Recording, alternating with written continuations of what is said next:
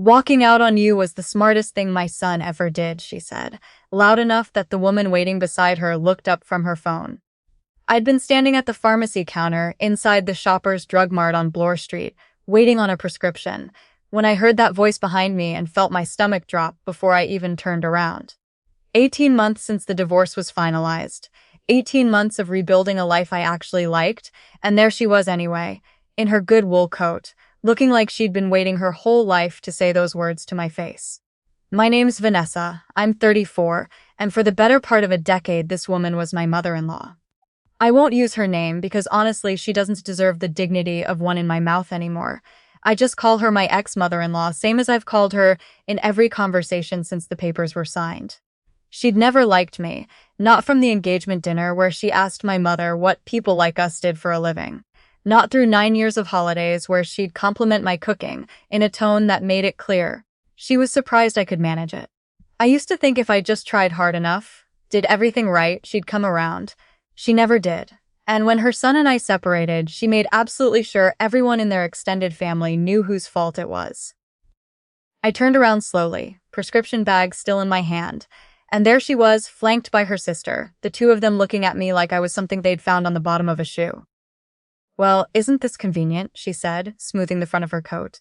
"I was just telling Carol here, I haven't thought about you in months. And now look." "Hello," I said. Just that. I'd learned a long time ago that giving her more than the bare minimum was like feeding a fire. "You're looking thin," she said, which from her was never a compliment, more an accusation, like I'd done it on purpose to make some kind of point. "Are you eating?" "I'm eating fine. She tilted her head, that little half-smile creeping in, the one I used to brace for at every family dinner because it meant she'd been saving something up. "I have to say, running into you like this, it almost feels like it was meant to happen. Because I've wanted to tell you something for a long time, and I never quite got the chance."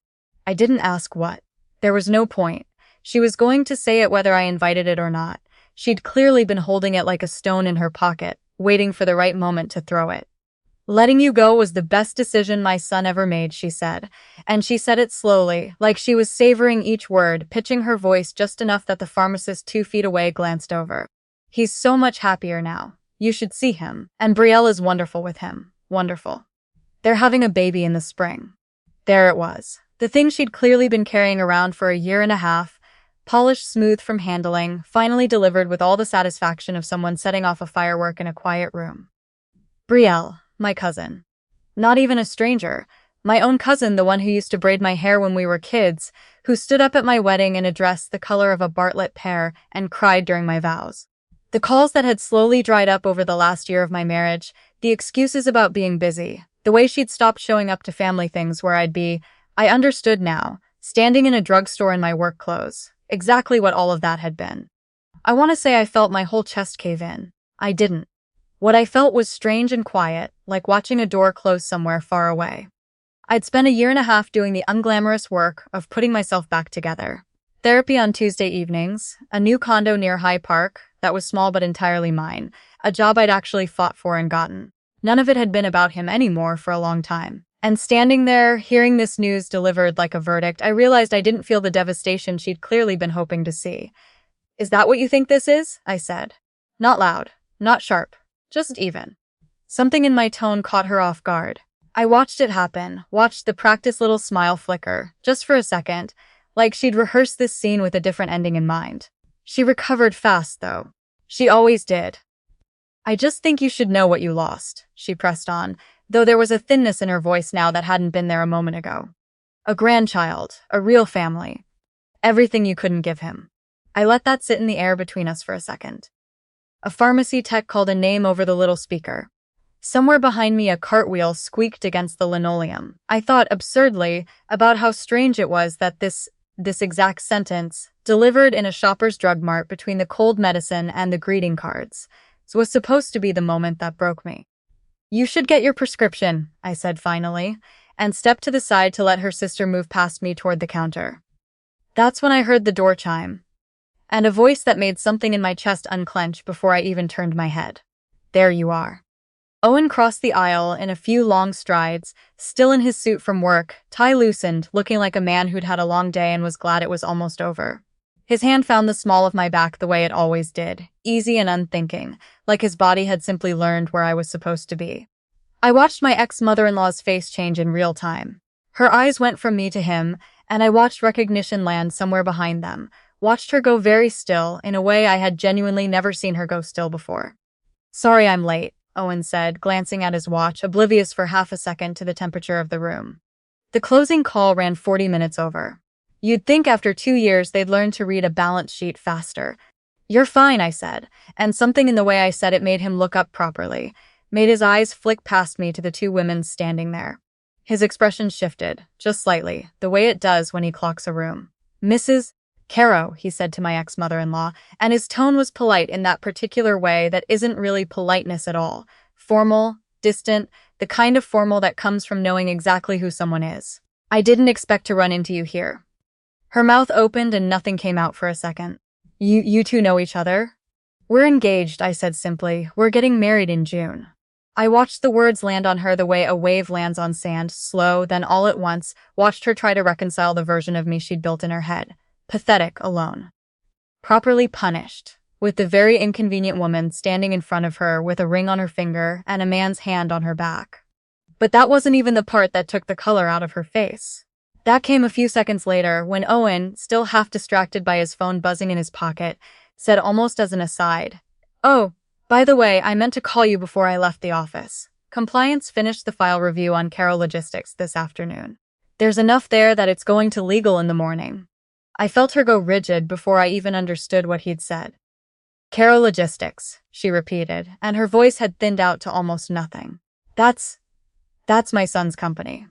Owen glanced at her, and I watched him do the math, watched him realize that the routine work update he'd just tossed off in passing had landed in the middle of something much more personal than he'd realized. "I do credit risk for the lending group that holds their operating line," he said, careful now, choosing his words. "We've had concerns about their receivables for a while. This afternoon we confirmed there's been money moved between accounts that shouldn't have moved, client trust funds mixed in with operating cash. Your son's name is on most of the authorizations." The pharmacy seemed to go quiet around us, though I knew it hadn't, not really. I could just no longer hear anything past the sound of her breathing, sharp and uneven, the sound of a woman watching her son's whole carefully built life come apart in real time. Delivered in the same unhurried voice that 30 seconds earlier had been apologizing for being late. "That's not possible," she said, but there was no conviction left in it. "He's careful. He's always been so careful with money." "I'm sorry," Owen said, and he meant it, because that was who he was. Kind even delivering news that would have made plenty of other men feel something closer to satisfaction. "There's a meeting with the board first thing tomorrow. I'd imagine he'll be hearing from a lawyer before lunch." I thought about Brielle then. About the baby coming in the spring, about the happy little family my ex-mother-in-law had described to me with such relish not 5 minutes earlier, the family that was supposed to prove I'd been the problem all along. I wondered if Brielle knew yet what was coming. I wondered how long that happiness would survive once the accounts were frozen and the lawyers started calling, and the company that paid for their condo and their car payments, and their whole comfortable life folded under the weight of whatever her husband had been hiding. "I should go," my ex-mother-in-law said abruptly, her hand tightening on her sister's arm, the color still gone from her face, her composure cracking at the seams in a way I had genuinely never once seen in 9 years of knowing her. She turned without saying goodbye, walking fast toward the doors, her boots clicking unevenly against the floor. I didn't feel triumphant watching her go.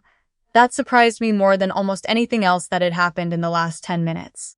I'd spent so long, in the early months after the divorce, imagining what it might feel like to see her humbled, and now that it had actually happened, right in front of me, completely by accident, all I felt was something quieter, steadier. The kind of peace that comes from realizing you don't actually need someone else's downfall to feel like your life turned out fine.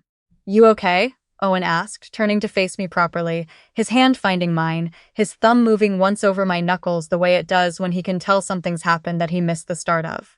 "I am," I said, and for the first time in a long while, I meant it completely. A year and a half ago, I'd sat in a lawyer's office in a strip mall off Yonge Street signing papers that ended a marriage I'd genuinely believed would last my whole life, and I'd wondered, in the quiet drive home after, whether I'd ever feel steady again. Whether I'd ever stop flinching every time my phone buzzed with her name on it. I hadn't expected the answer to find me in a drugstore on a Tuesday evening, delivered by the very woman who'd spent 9 years making sure I knew exactly so disappointing she found me. My ex-mother-in-law had wanted to make me feel small that day. Instead, I walked out of that store with my prescription in one hand and Owen's hand in the other, lighter than I'd felt in years, finally understanding something I hadn't let myself believe until that exact moment, that the best revenge was never something you had to plan. It was simply what happened when you kept building your life, quietly, while someone else assumed you'd spend the rest of it falling apart.